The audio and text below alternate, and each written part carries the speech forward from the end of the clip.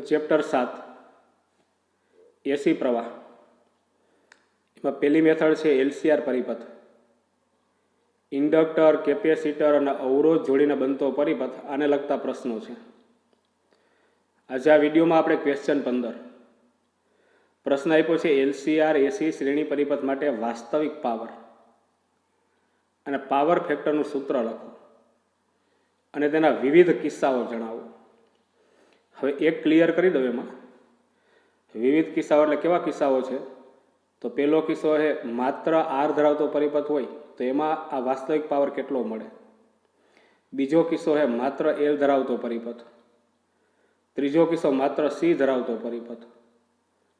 ચોથો કિસ્સો છે એલસીઆર પરિપથ અને પાંચમો કિસ્સો છે એલસીઆર પરિપથ અનુનાદની સ્થિતિમાં હોય તો દરેક વખતે વાસ્તવિક પાવર તમારે મેળવવાના છે. બરાબર છે? આ એના કિસ્સાઓ. આપણને પહેલાં શું કીધું કે એલસીઆર શ્રેણી પરિપથ માટે વાસ્તવિક પાવર અને પાવર ફેક્ટરનું સૂત્ર લખો તો પહેલાં એ લખી નાખો. છો એમાં કયો પરિપથ આપ્યો હતો કે એલસીઆર, પાછો એસી પરિપથ, એસી પ્રાપ્તિ સ્થાન જોડેલું હશે અને ત્રણે ત્રણ ઘટક શ્રેણીમાં હશે. બરાબર? આ પરિપથ એના માટે તમારે વાસ્તવિક પાવરનું સૂત્ર લખવાનું છે. તો વાસ્તવિક પાવરનું સૂત્ર આગળના ક્વેશ્ચનમાં આવી ગયું. પી બાર નથી કરતો, ખાલી પી વડે જ દર્શાવું છું. બરાબર? અહીંયા હતું વોલ્ટેજનું આરએમએસ મૂલ્ય ઇન્ટુ પ્રવાહનું આરએમએસ મૂલ્ય અને કોસ ફાઈ. ફાઈ એટલે તો કડા તફાવત. અથવા આમ ન લખવું હોય તો વીઆરએમએસ આ રીતના સંજ્ઞાથી ન દર્શાવે તો એના માટેની સંજ્ઞા કેપિટલ વીએ છે. પછી આઈઆરએમએસ ન લખવું હોય તો એના માટેની સંજ્ઞા છે કેપિટલ આઈ. બરાબર? આઈઆરએમએસ અથવા કેપિટલ આઈ એટલે પ્રવાહનું આરએમએસ મૂલ્ય છે એને દર્શાવવા માટેની આ બે સંજ્ઞાઓ છે. અને કોસ ફાઈ.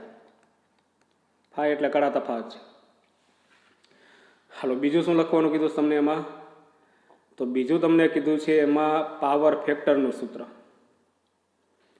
પાવર ફેક્ટર એટલે કોસ ફાઈને પાવર ફેક્ટર કહેવાય. તો એનું સૂત્ર લખી નાખું.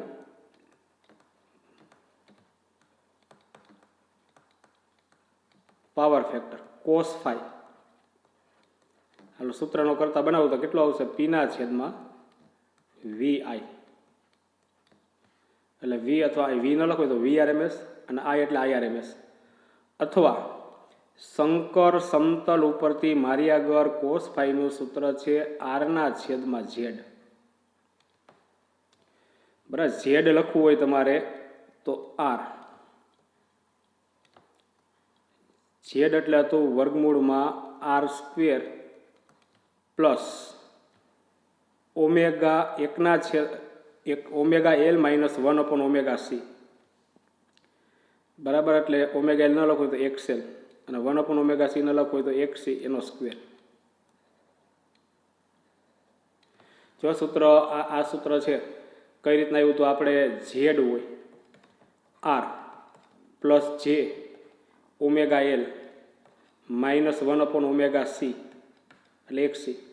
આનું શંકર સમતલ તૈયાર કર્યું હતું. આ વાસ્તવિક અક્ષ હતી, આ કાલ્પનિક અક્ષ. વાસ્તવિક ભાગ વાસ્તવિક અક્ષ ઉપર આપણે દર્શાવતા હતા. કાલ્પનિક ભાગ છે એક્સએલ માઇનસ એક્સી અને કાલ્પનિક અક્ષ ઉપર દર્શાવતા હતા આપણે. પછી આ જોડી દઉં એટલે શંકર સંખ્યા ઝેડને દર્શાવતું બિંદુ હતું.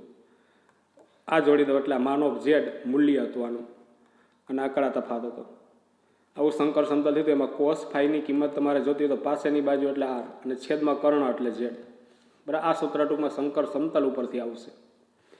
બરાબર? આપણે આગળની થિયરીમાં તો માત્ર કોસ ફાઈ બરાબર પીના છેદમાં વીએ આ પ્રકારનું સૂત્ર મળશે. આ સૂત્રમાં જો તમને પ્રશ્ન થતો હોય તો શંકર સમતલ છે ઝેડ માટેનું એના ઉપરથી મેં મેળવ્યું છે. રેડી? એટલે સૂત્ર લખવાના કીધા હતા. નિયમ સુધીનો પ્રશ્ન તો આપણો પૂરો થઈ ગયો. રેડી? હવે જુઓ એમાં એના ખાસ કિસ્સાઓ. હવે પેલો કિસ્સો જુઓ. બરાબર? 4 કિસ્સાઓ છે. માત્ર આર ધરાવતો પરિપથ હોય એના માટે તમારા પાવર મેળવવાનો છે. બરાબર? એ પહેલો કિસ્સો થાય આપણે. તો કયો પરિપથ લેવાનો છે? માત્ર આર ધરાવતો પરિપથ.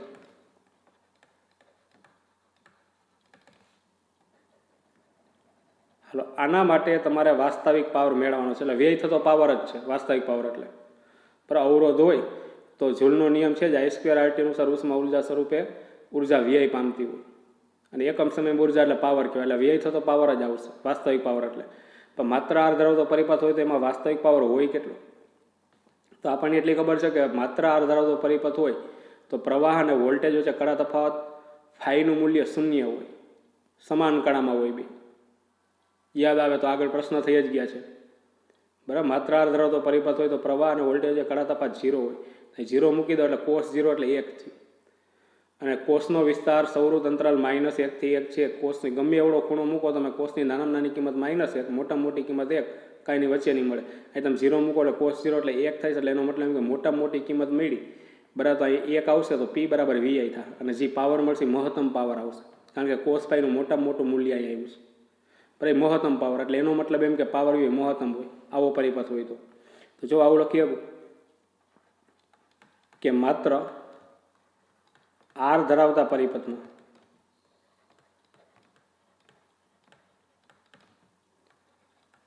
પ્રવાહ અને વોલ્ટેજ વચ્ચે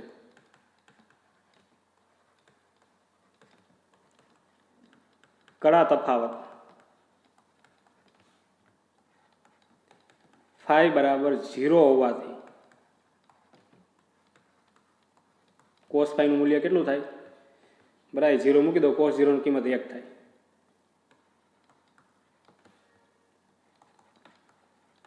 તેથી વાસ્તવિક પાવર અથવા તો વ્યય થતો પાવર કેટલો આવશે? તો કે VI, આવું સૂત્ર છે તમારી આગળ, આ VRMS અને IRMS છે, અને આનું મૂલ્ય તમારી પાસે 1 છે, એટલે આવો પાવર આવ્યો, અને મહત્તમ છે, એટલે આવું લખી શકું. આમ માત્ર આર ધરાવતા પરિપથમાં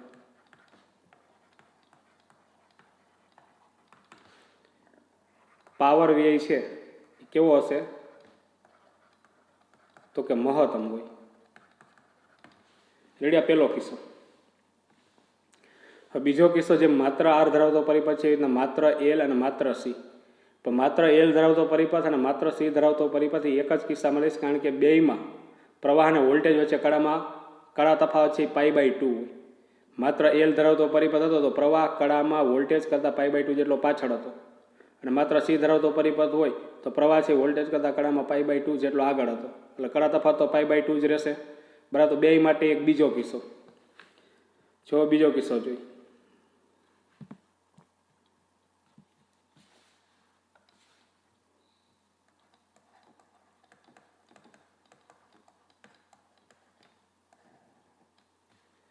કયો આવશે? કે માત્ર એલ અથવા માત્ર સી ધરાવતો પરિપથ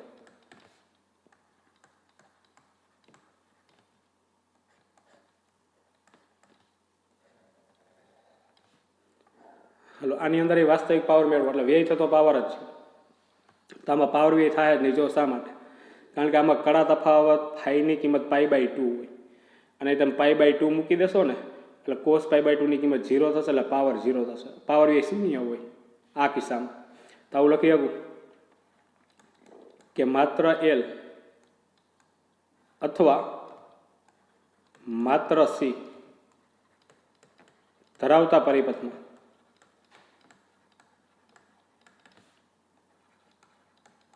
પ્રવાહ અને વોલ્ટેજ વચ્ચે કડા તફાવત ફાઈનું મૂલ્ય હશે π/2, અને તેથી પાવર ફેક્ટર તમે મેળવશો, અહીં π/2 મૂકી તો કેટલો થશે? તો કે 0 થાય. માટે આમાંય વાસ્તવિક પાવર હું મેળવું તો P બરાબર VRMS, IRMS અને cos ફાઈની કિંમત ટૂંકમાં 0 આપણને મળીશ, એટલે પાવર એ 0 મળીશ, એટલે પાવર વ્યયમાં શૂન્ય હોય. આમ આ પ્રકારના પરિપથમાં ઉપર લખ્યું જ છે ડી એ પ્રકારનો પરિપથ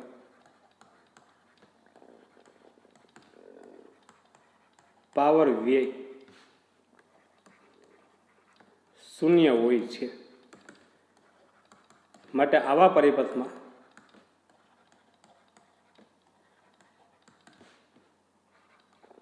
વહન પામતા પ્રવાહને વોટલેસ પ્રવાહ કહે છે. વોટ એટલે પાવરનો એકમ છે, લેસ એટલે ઓછું થવું. આમ પાવર ઓછો થાય જ નહીં, પાવર વ્યય થાય જ નહીં.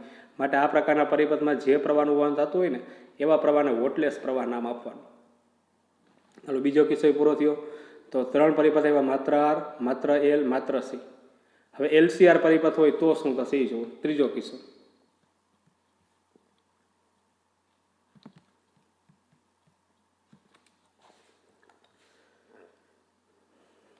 હાલો કિસ્સો 3.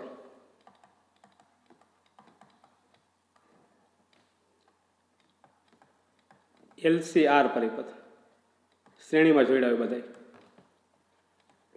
બરાબર છે. હવે આ પરિપથની અંદર તમારે વાસ્તવિક પાવર મેળવવાનો છે.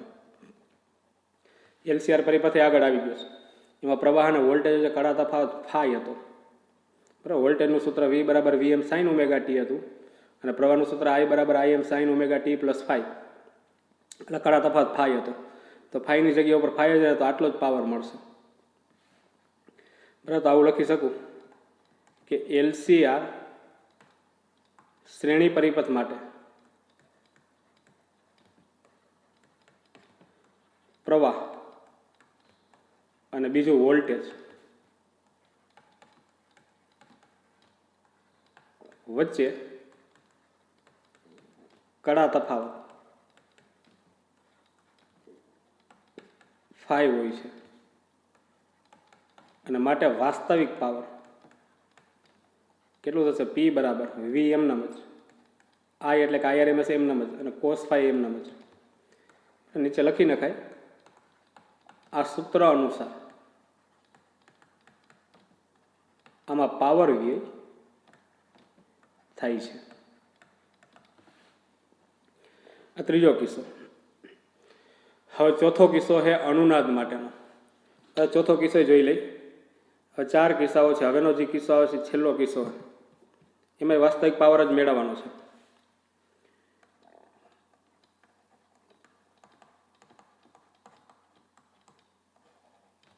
બરાબર. પરિપથ છે એલસીઆર શ્રેણી પરિપથ જ. શેમાં હોવો જોઈએ? અનુનાદની સ્થિતિમાં.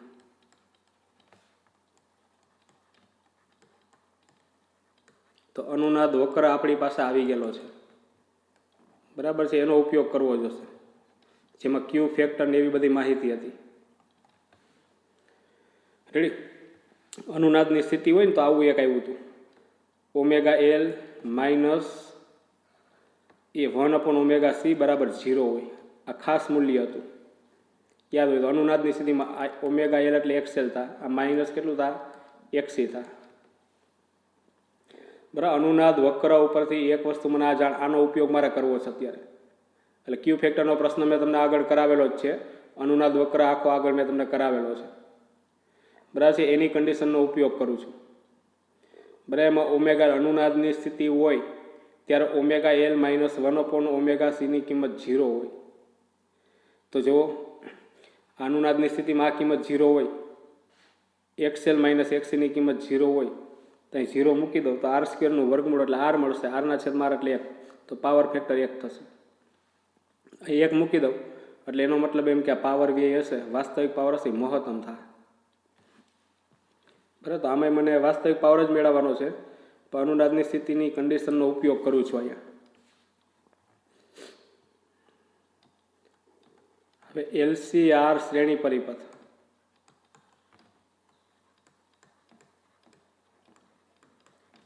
એની અનુનાદની સ્થિતિમાં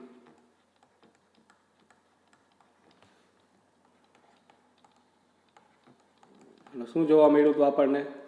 તો કે એક્સએલ માઇનસ એક્સી બરાબર 0 હોય. અને તેથી આના ઉપરથી ખબર પડે આ 0 એટલે આર સ્ક્વેર, એનું વર્ગમૂળ એટલે આર, ઉપર આર નીચે આર એટલે બે નીકળી એટલે 1 થાય. તો કોસ ફાઈની કિંમત કેટલી મળશે? તેથી પાવર ફેક્ટર કોસ ફાઈ બરાબર 1 થાય. અને ત્યારે વાસ્તવિક પાવર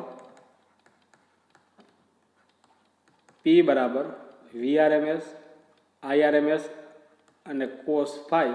એમાં કોસ ફાઈની કિંમત તમારી આગળ 1 એટલે કે મોટામાં મોટી કિંમત એટલે મહત્તમ પાવર મેળવો. તો આ કિસ્સામાં શું થયું? પાવર વ્યય મહત્તમ હોય. આ કિસ્સામાં પણ પાવર વ્યય મહત્તમ હોય. અને માત્ર આર ધરાવતા પરિપથ મેં આવું જ સૂત્ર મળ્યું હતું. માત્ર આર ધરાવતા પરિપથના પાવર વ્યય જેટલો હોય. રેડિયા ચોથો કિસ્સો. અહીંયા આખા પ્રશ્નનો જવાબ પૂરો થઈ જશે.